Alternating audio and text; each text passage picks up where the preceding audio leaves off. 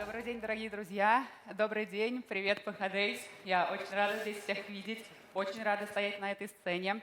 По данным организаторов, на эту сцену не так all of you. According to the organizers, you don't all usually host PR experts here during the session, so I'm really honored and privileged to be addressing the audience today. Hopefully, in the subsequent events, you will have more slots for PR specialists. The cyber attacks are becoming more multiple.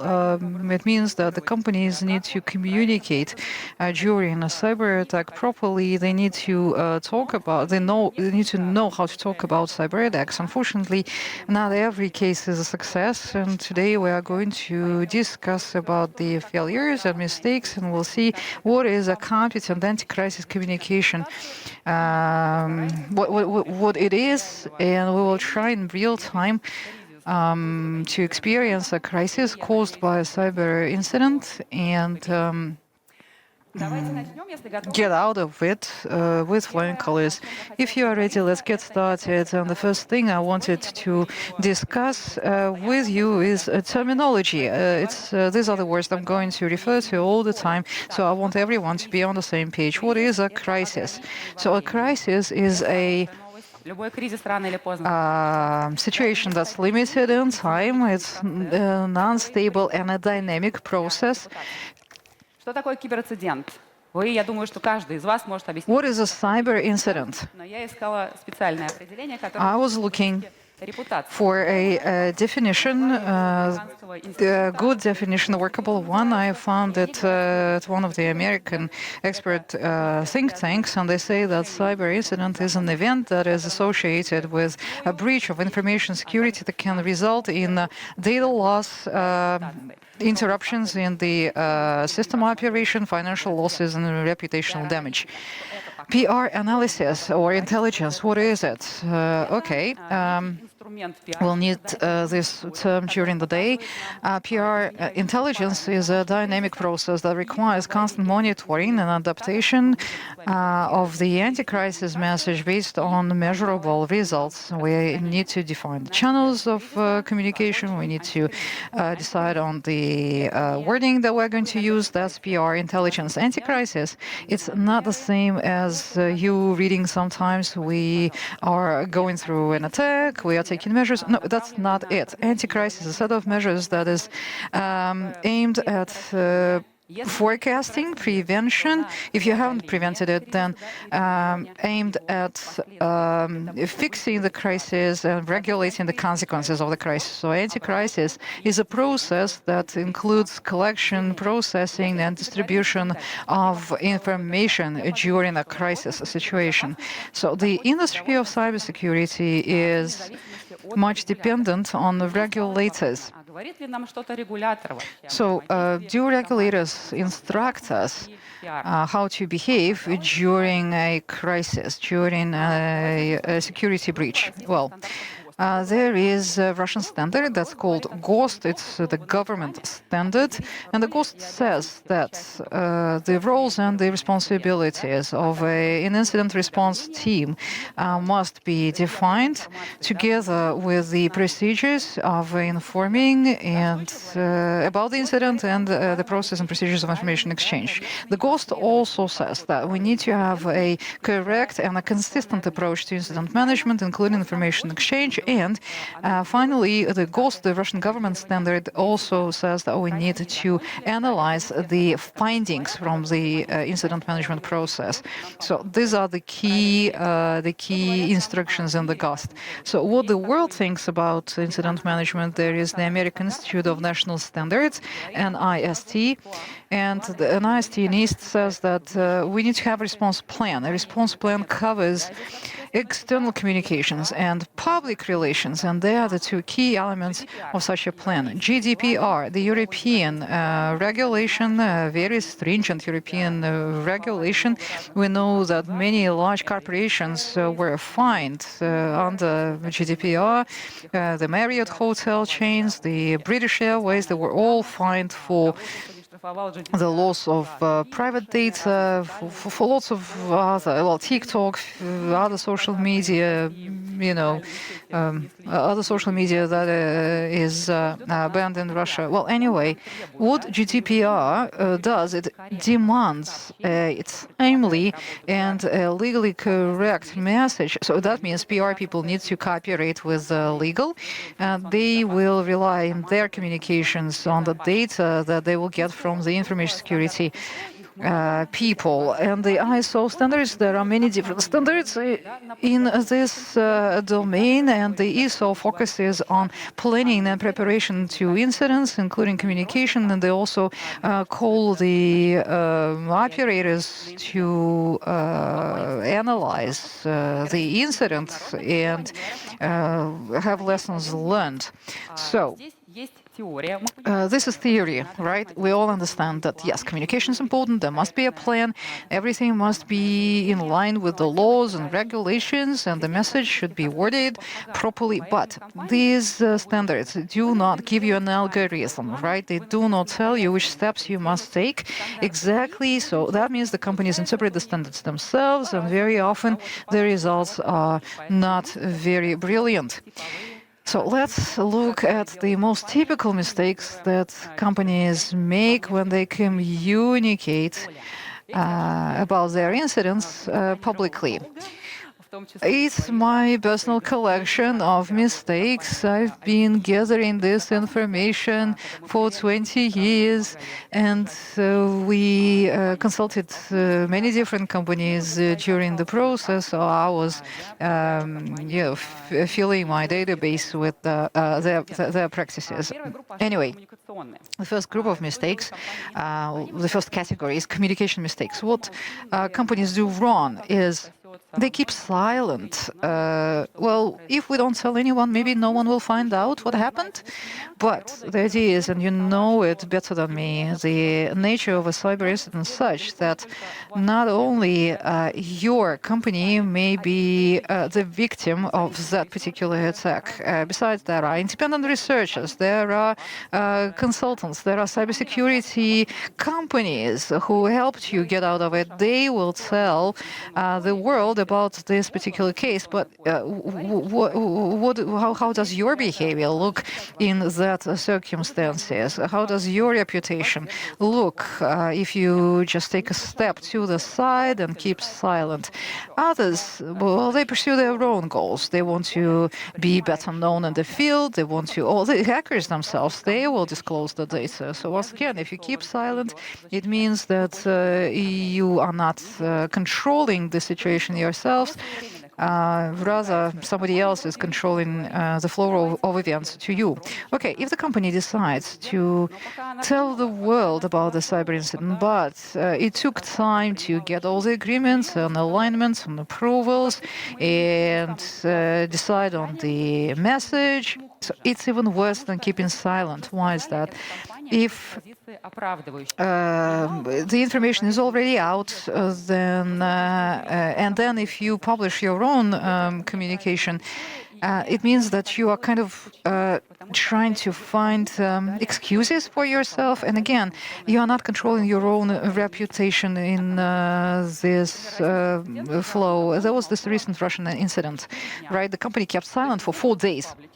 So everyone was already talking about it. The Telegram channels were full of the rumors. They kept silent for 4 days. 4 days is too long. You shouldn't do it like that. Or problems with technical data during the anti-crisis communication. There is one simple rule. Everything that will be or can be misinterpreted will be misinterpreted. Everything that can be taken out of the context will be taken out of the context. There shouldn't be any ambiguity. You have to be absolutely clear about what happened. You have to be clear and accurate in your communication. The Russian incident, another case study, the company said that our infrastructure did not suffer, no client suffered. It's business as usual for us. And then the next sentence there, we are working to fix the consequences of this attack. Well, what are you fixing exactly? If everything is business as usual, no one suffered, no one fell victim. Okay, so or another case from my practice, the company is confused about authorization and authentication. I mean, the words do sound similarly, but it's a question of trust. How should we read your message? Are we talking about authentication, identification, authorization, or another thing? A satellite crisis is provoked by the company's message during an incident. It means that a new crisis will be provoked by your message, in addition to the one that is already unfolding.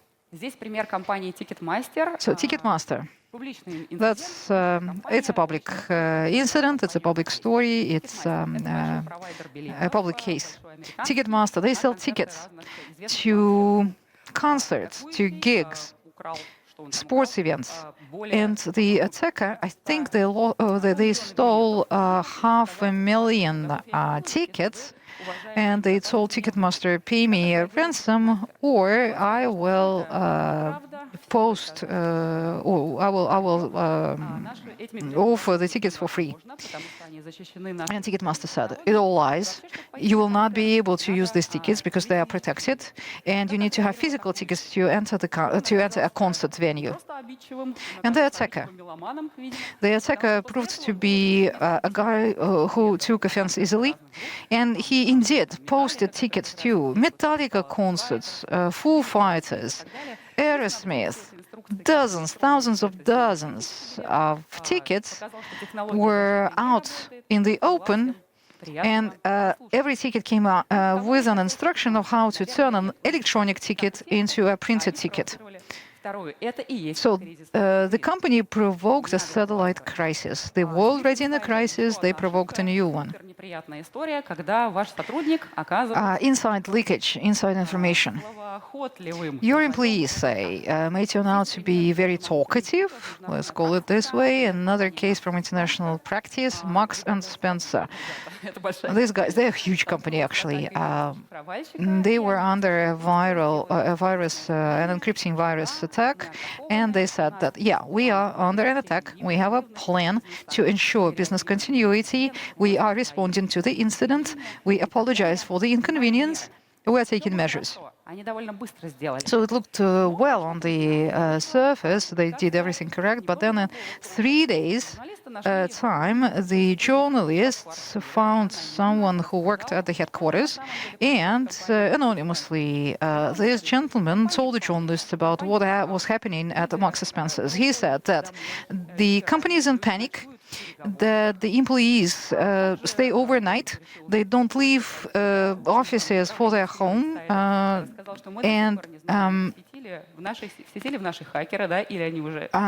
this gentleman said that we didn't know what was compromised, whether the hackers were still inside our perimeter. We are using personal devices now instead of Microsoft Teams, although in the past using personal devices was prohibited in the company. And then this guy said also that the company didn't have business continuity plans or response plan, which is absolutely contrary to what the company published in its first anti-crisis communication. During my consultations, people tend to ask me, well, how do you make sure that our own people do not set us up? Well, this is very difficult. Internal communications and external communications should go hand in hand. And you will have to repeat to your people many, many times that the company only has one authorized speaker, just the CISO, and everybody else is not authorized to open their mouths on the topic. Positional mistakes that companies make, they do not admit to the fact of an incident. A major Russian company, it's a Telegram. I've been reading these messages, and the Telegram was full of indignant messages from the users. What's going on? We can't use your website. The process is not working. What's with the documents? There's so much hate against this company, and the company doesn't respond.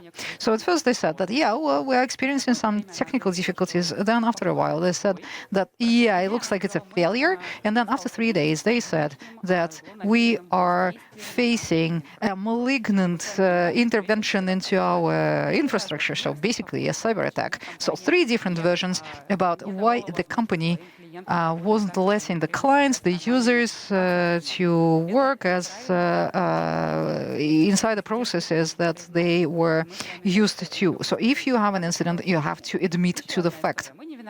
Another story. It's not our fault. It's an incident, but it's not our fault. But whose fault is it? Maybe it's the telecom provider, or is it the supplier? Now, the new black in Russia is to push the blame to the supplier, but in reality, this doesn't save the company. A Russian fast food chain hastened to declare that they lost customer data, but it was the supplier, and they give the name in their communication, they give the name of that supplier. But if you're familiar with the case, if not, then I'll tell you that it did not help this fast food chain. They told the regulator that there was a leak, there was a court trial, and the court actually sided with the supplier. Why? Because the fast food chain was the operator of personal data, and the supplier was found not to be guilty. Did it help their reputation? Did it help to build trust of their audiences? Of course not. Should they have come to an agreement with the supplier? Should they have faced the challenge together? Probably. Now, lies and tricks. Well, lies and tricks is not a good story. It's not a good idea. Why is it not a good idea? Because if this comes out, then your crisis will be double the size of the initial crisis. It will swell. It will get enormous. A big American company, a cloud provider, they have this data leak, and they make a statement that product A doesn't have any problems, there wasn't a leak, all customers of product A are safe. Researchers and cybersecurity people doubt that communication, and they start investigating. It turns out that product A did not experience any leak, but there was a leak from product B. So there was a fact of leak. There was a semantic trick. They said that, well, there wasn't a leak here, but they didn't tell anyone where the leak actually happened. Again, a reputational scandal, a lot of anger, people faced away from this company, nasty, not nice. So it's not about trust. You are trying to deceive those with whom you communicate. No empathy. What does it mean? Very often, the company CEO, and usually it's a business position in the company, decide not to apologize. Apologizing is a weak position. Oh, okay, it's not a weak position. It's a position of a responsible company. You understand that this has happened because of you. You recognize the mistake. You are saying you are sorry, and you are truly sorry that you risk the confidentiality of your partners or clients, or you made them worry. Well, they didn't work with you for you to make them worry. So no apologies is a mistake. Tactical aspects. Well, tactics is the responsibility of PR people. What are their mistakes? Usually they make one short statement. We have an incident. We are taking measures. See you later. We'll keep you posted. And then they disappear. As to what is happening after that, have they managed to localize the incident? Have they managed to read the network of the attacker? Are the consequences fixed? Like, no one knows anything, and the company is silent.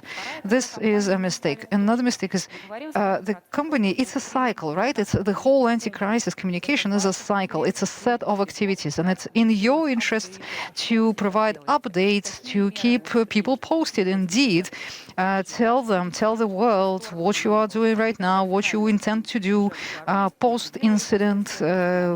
Once you have restored your activities, your operations, you have to put a full stop at the end of the sentence, inform the world that you are done, that the incident is fixed, it's over. And very often companies forget to put a full stop at the end of the cycle. They open the door at the initial communication and they never close this door. Or inconsistency. Well, say there was this insight leak, right? Or say one company is talking about the same incident, but different speakers tell a different story. A case from Russia, two companies actually. One is a responding company and the other the victim of a cyber attack. And the responding company says that, the company, one of the companies says, we registered a series of attacks at our network, and the responding company said, well, actually, it was not a series, it was one attack, and it was yesterday. Either you are talking about different attacks, or maybe there was a series of attacks and the last one was successful. I don't know. It's inconsistent. There shouldn't be any inconsistency or ambiguity. Again, if you're talking about the same attack, then please, keep your message consistent. Keep the narrative consistent. Promises not kept. If you communicate your intentions, if you promise to take certain actions, and then you don't do it, then it's a promise that you didn't keep. It's a promise that you gave to your clients or users. It's bad, and then again, it's something that works against trust. Another thing that I would notice here, and it's something that is not very well developed in the Russian practice, and I would love it to be a better developed practice. In the West, they use microblogs. You have a special microblog for the technical audience, and you use special labels to tell the story again, to tell them that what you are doing, what's the process you are attributing, or whatever. And it's a blog, it's a source of information for journalists, for partners, for whoever. And the mass media, if you have this blog, then mass media cannot really refer to other sources of information. You can have the single source of truth, and you can open it to all the stakeholders. So that was bad practice. What is good practice? What is a good anti-crisis statement? Well, you act fast. You admit the incident. You explain what happened. You assume the blame. You are not saying, we are not at fault, it's their fault. We are empathic and we are open. You have to explain what happened, when it happened, from the start of the incident till detection. Time may go by. And if you responded fast and if you responded correctly, please talk about it. Which systems were affected? Which user data were affected? Probably you don't have the information right now, but at least you have to mention that, tell people that you are working on it, you are collecting the data. Measures. There are measures that have already been taken and the measures that will be taken. So every time you have to cover both aspects. And how you protect yourselves. It's something that Russian companies tend to miss. As a user, I need to understand, does this affect me? And if yes, then what should I do? Should I monitor my account? Should I change my password?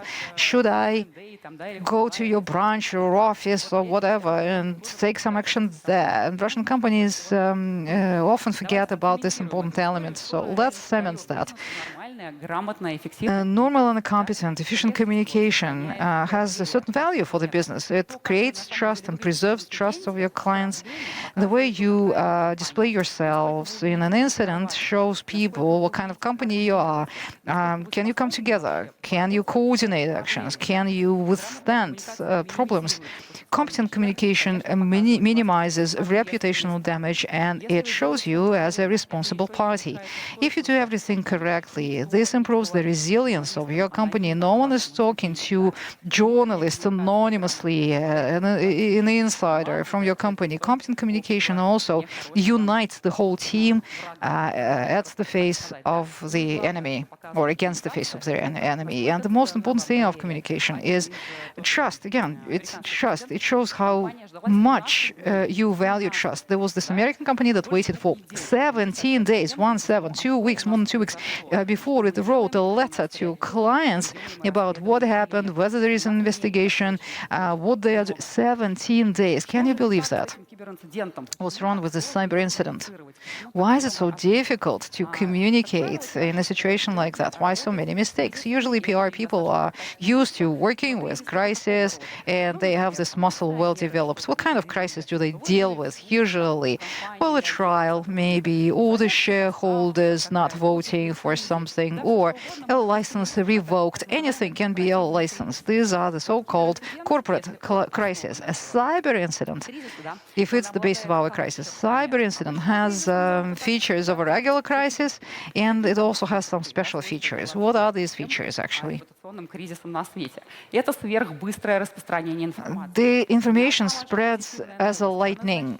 Your positive news doesn't worry people much. A new product, a new appointment, I mean, it will never fly out as fast as a negative bit of news flies out. And you have to work with different audiences as well. You have to address external and internal audiences at the same time. It's very important the time at which you launch your first anti-crisis statement. This is absolutely critical. We never step aside. We never remove ourselves from the information field in a crisis. A crisis holds a lot of potential for disinformation, for fake news. You are in a vulnerable position. Anyone, competitors, conspiracy theory enthusiasts make use of that. We never have complete information, never, especially at the beginning. But we need to write an anti-crisis statement. A client asked me once, well, we don't have the attribution yet. Should we really have an anti-crisis? Of course, you have to have a statement. Attribution is a lengthy process. It's a complicated process. Before you do it, before you are done, you need already be in the public domain and tell people that, yeah, we are working on this incident. What else? This is work under stress. Any crisis is a stress for information security, for PR, for everyone.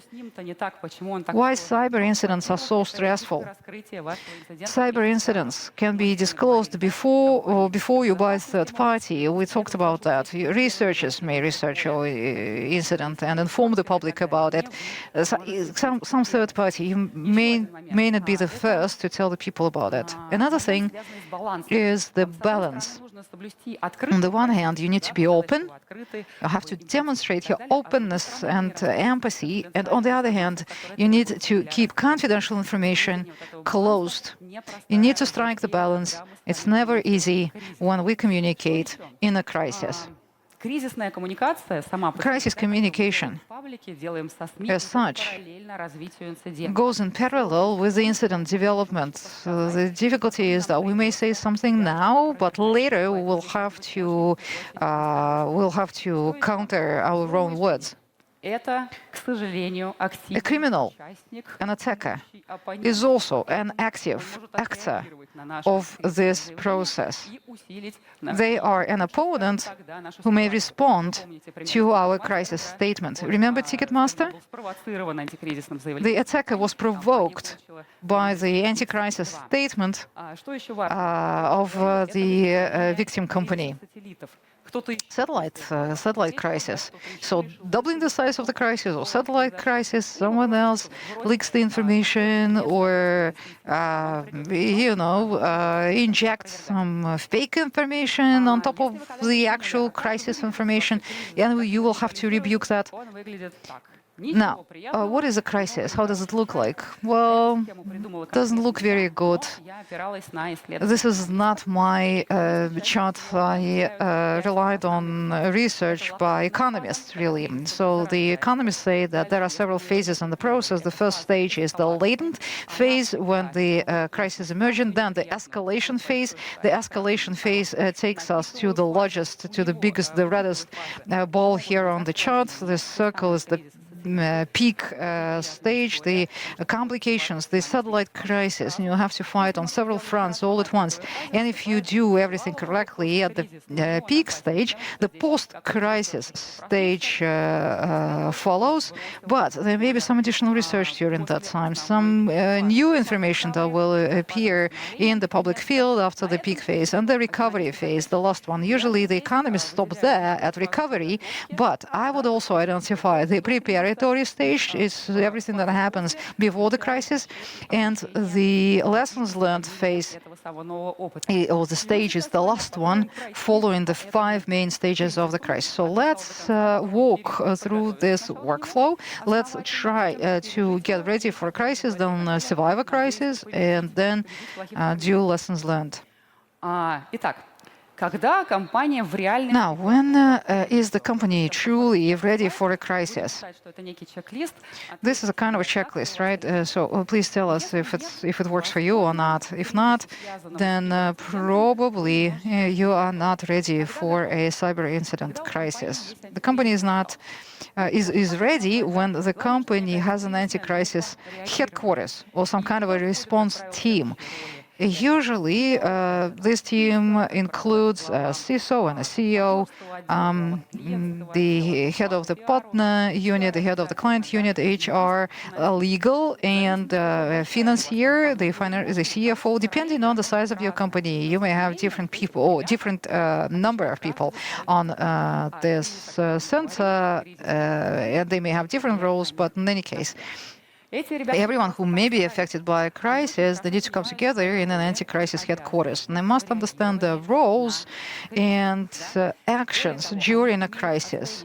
And these people in the anti-crisis headquarters, they need to know how to assess the criticality of a crisis for their own functions. And the company must have a model to assess how critical the crisis is for different functions. Besides, they should have protocols.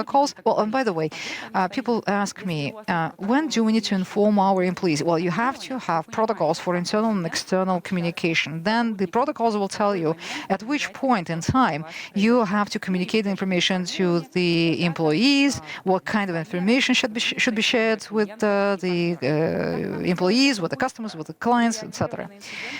When we are responding to an incident, every minute counts. It's the same for PR. In PR, every minute counts. We shouldn't be slow, we shouldn't be laggard. And that's why we have an anti-crisis plan, and we have the algorithm, the templates, and the templates for the texts, the messages that we'll be sending to the regulators, to the mass media, to the partners, to the clients, as soon as we have the data to populate into these templates. It's going to help us save time. What else do we have?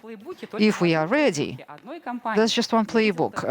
It's the item that I saw in the playbook of just one company, only one, but I enjoyed it so much I decided to include it onto the slide. It really helps. I know it from practice. Even if the company is not using the main channel of communication, the anti-crisis HQ needs to communicate. They need to communicate between themselves. And if key channels are compromised, the headquarters, the anti-crisis headquarters, should have alternative communication channels. These guys should know what anti-crisis monitoring is. When we talk about a cyber criminal, we mean we mean studying the public internet, so to say, and the dark segment of the internet as well. The PR people are responsible for the public internet, to monitor the public internet, and information security is supposed to be responsible for darknet, underground, call it whatever you like. They need to monitor that domain, and these people need to be trained at least once. Every time I organize a training, I get so many questions. Who goes now? And who goes now? And are we doing this? Or shouldn't we be doing that? Right? Well, these questions should be rehearsed during the first training. If you are doing drills, then it means that you are doing a great job. It's a checklist, quite universal. And if you follow it, most likely the crisis will not affect you too much. Это, да, модель универсальная, но мы с вами Again, this is a universal model, but we are talking about cyber incidents and what should a PR look for in a good CISO? Good side, not bad one, good one. A CISO should explain the terminology of information security so that PR can speak the same language with the info security. If CISO says, well, we're pinning the CNC, well, okay, that's fine, but very few PR people will understand what that means. Minimal glossary, simple words, vanilla language. что еще Like, ждут пиарщики от хороших? PR needs to know how to talk to information security. Минимальный набор Next, сценариев кибератак. PR needs a minimal set of scenarios of cyber attacks, DDoS and encrypts data loss, so that they would know what kind of questions to put to the CISO and how these types of incidents may affect the reputation of the company. What else? Ну, у нас там, значит, No one is waiting that CISO is going to say, well, it's a data leak and that's all right, and we will take care of that. No. We are waiting for a dynamic assessment of the incident from the CISO. We provide the initial statement, we keep the public updated. спикер-лист. A speaker list. Пиарщик должен Every знать, PR person когда говорит should know это либо when единственное CISO talks. Yeah, maybe CISO is the only person to discuss security topics on behalf of the company, or maybe there is someone else in the company who is authorized to speak about incidents, because otherwise there will be confusion. все пиар-коммуникации предсогласованы. Templates. All PR communications are pre-approved by CISO. We are saving time, trying to save time. And a good CISO, I recommend that you explain to PR people what is intolerable on their part, what they should never ever do. If I were a CISO, I would say that even if you guys have access to IOCs, IOCs, you can't disclose that information. No IP addresses out, no names or nicknames of attackers, nothing. And no communication on security leaves the company without me vetoing it. So you think that this may be obvious? It's not obvious at all. Я вам уже говорила о том, что у группы антикризисных I was already telling you that an anti-crisis HQ, before they get ready for the incident, while they're getting ready, they're using the model to assess the criticality of the incident. So this is my personal model of assessment. I understand it's a very busy chart, but how do you read this chart? Let's run through it quickly. 6 verticals, вашей компании. 6 functions of your business: security, Например, это юристы, legal, финансы, finance, за нее confidentiality, репутация, reputation, я надеюсь, у вас отвечает пиар, а также сотрудники. and За них может отвечать employees. HR, либо внутри коп. Employees can be the care of, say, HR. Each of these functions will assess the cyber incidents depending on how much it affects them. The security says it's a catastrophe, it's intolerable, it's awful. For security, that means that the level of criticality is very high. Or the legal say, high, it's not destructive, it's pretty strong. Or the finance says, again, destructive, confidentiality. Well, this can be fixed quite quickly. The average or moderate level of criticality, reputation, not destructive, but still pretty strong impact. And for the employees, no impact. It means that the criticality in this case is low, it's green. If you use different colors, color code, and you will see how many reds, how many oranges, how critical the crisis is for the company and for separate functions. But we're talking about a cyber incident. You know that it's more complicated than a regular crisis. So for CISO and for the team, we have an exercise called the technical parameters. And here, the guys will have to assess the class of data affected, the traffic light protocol. If the class data is TLP, the red is TLP red, the top secret data. If the incident affects them, then the level of criticality will be the highest. If it's amber, then it will be high, orange, etc. The volume of data, another technical parameter. Is this a massive leak?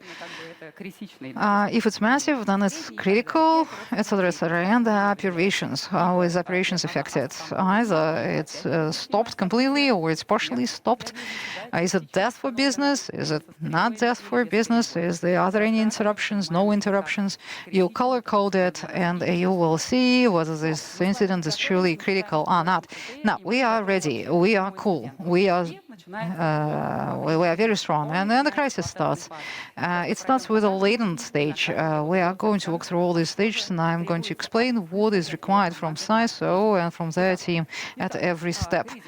The crisis, the latent phase, information security notices, and normally in the network or records an incident. The problem is emerging. It's not out in the public yet. Maybe there are some news channels already discussing that. Maybe there are rumors that one customer is not very happy, but it's again, it's not very public yet. It's the last stage where you can take action, where you can prevent escalation. After that, you will not get a chance. If the information security officer is capable of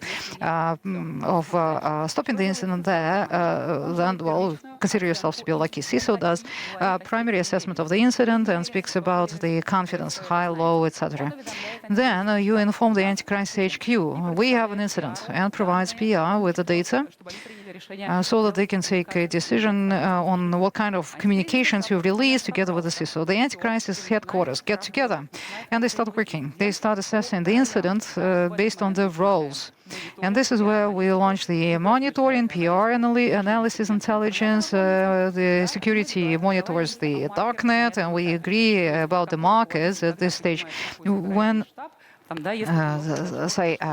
if any member of the headquarters sees anything, particularly in this incident, from the perspective of their own function, they have the right of inviting everyone to discuss that. Or you can also engage a third-party provider. Escalation. Now, second phase. This is when the mass media and the Telegram channels start discussing the incident. The news gets out. The information spreads. More and more people get involved. Here at this stage, we don't have PR, no HR, no CISO. We only have the anti-crisis manager. We are now in full anti-crisis mode. The CISO has much work to do, and the CISO provides not initial but verified data about the incident at this stage. At this point, CISO should know how critical the crisis is, which systems are affected, etc., etc. They check the technical features of the statement to be released. That is to say that the technical data is correct there. We also need to have a Q&A for PR. Why? Because when we start releasing the anti-crisis statement, we will start getting questions immediately from second to one. We save time always, and we must have the questions ready and the answers ready. We should be ready to talk to mass media. And at the anti-crisis HQ, they get updates from the CISO about the development of the incident or the mitigation or the recovery of the systems. At this stage, at the peak, it's too late to release the anti-crisis statement. Your statement goes out at an earlier stage, at the escalation stage. This is when you open the hotline, etc. And this is when and you remember about the employees, this is where we activate the protocols for external and internal communication, and we talk to the employees during escalation, not at the peak stage here, because at the peak stage they will read about your incident elsewhere. Customers will start asking you questions. Partners will start asking you questions. Under your post in social media, you will start getting feedback. You have to aggregate all of that and review the feedback. You remember the incident of the Russian company whose Telegram channel was full of hate and anger? Well, you have to collect all this data, upload it into ChatGPT. You have to understand, are you responding to the questions coming from your audience? If not, then you have another anti-crisis statement ready and release it, containing the answers to the questions that you haven't responded to until now. It's not moving the...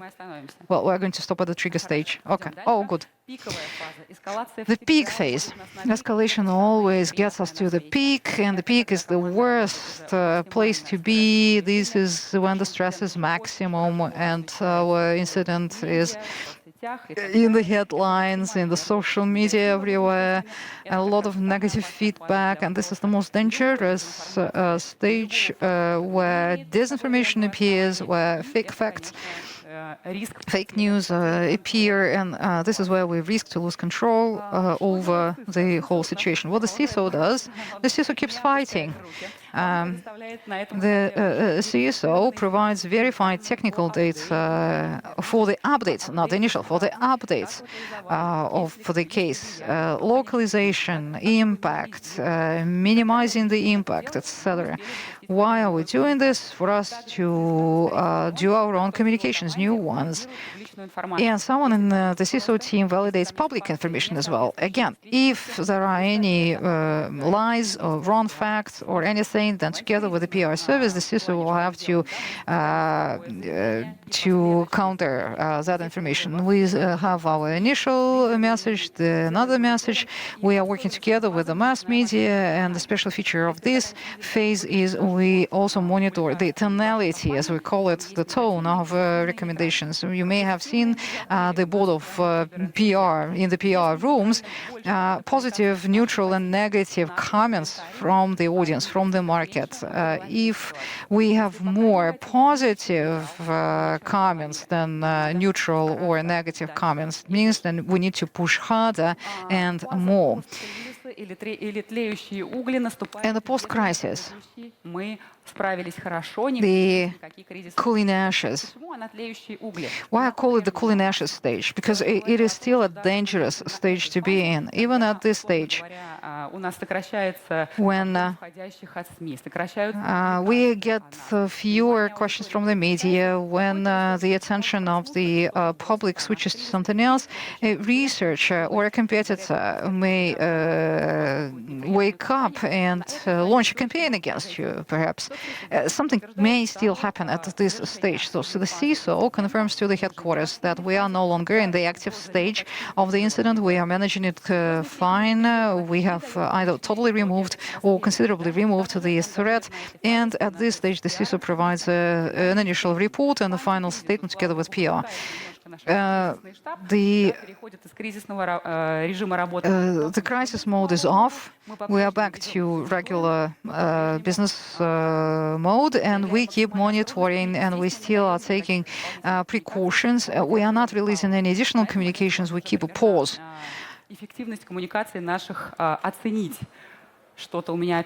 This is for us. This is the time for us where we can assess the efficiency of our communications. And if we did everything correctly, the next stage is recovery. PR people ask me, when do we drink prosecco? Well, at the recovery stage, not at the early stages. In the evening of the recovery stage, you can open a bottle of prosecco. Anyway, this is where we give each other feedback. We are now getting more neutral publications in the media, or positive publications even. Our social media is now discussing something else. We are doing fine. CISO is still alive, and the CISO completes the technical investigation, the forensic, and prepares a full technical report for lessons learned and training the team. And there is the regulator. The regulator tells us that we need to have lessons learned, and you finalize the data about the scale of the incident, the impact, the volume, and the type of data. If it's data leaked, anyway, anti-crisis at the recovery stage. After a while, this is where we put a full stop to the whole process. We released the final statement. We overcame the threats. We quarantined the data, or whatever. We did a great job. We analyze our own actions. We start monitoring the environment as usual, and if everything is okay, then the headquarters winds down. The final stage, it's something that I feel the need to identify, learning from your experience, and this stage can be delayed in time compared to earlier stages. So latent, trigger, peak, they succeed one another quite rapidly. But this very last stage, you do it at your own comfort. You select the time. You're already done with this crisis. You need to let yourselves some time to analyze the incident. And you have to do complete assessment. What CISO does is Now, the CISO is getting some rest. The CISO is preparing a presentation for the technical team. Here is the recent case. This is what we did wrong. This is what we didn't do wrong. This is a presentation for the technical team of the CISO. So a good CISO, we are talking about good CISO. Good CISO is going to have a feedback session with PR and other departments of the company. This is what we did wrong. This is what we did right. And after that, CISO gets at the table with PR and they start planning a long-term strategy to recover the reputation. Usually it takes 3 to 9 months.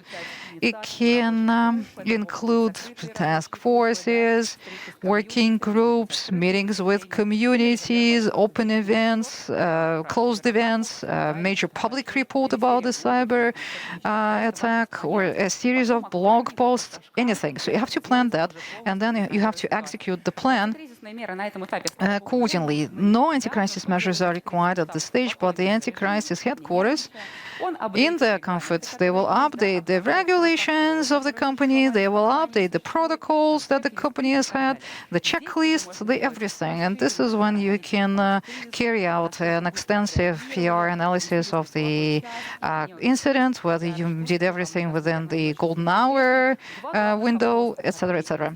So 2 key questions to ask yourselves at this stage is the psychological climate inside the company. Have we not lost the loyalty of our employees? Is everyone calm and quiet?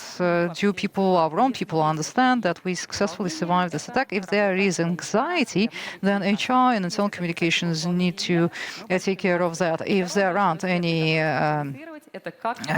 anxiety hotspots, then we did a great job. And another component is clients and their comfort.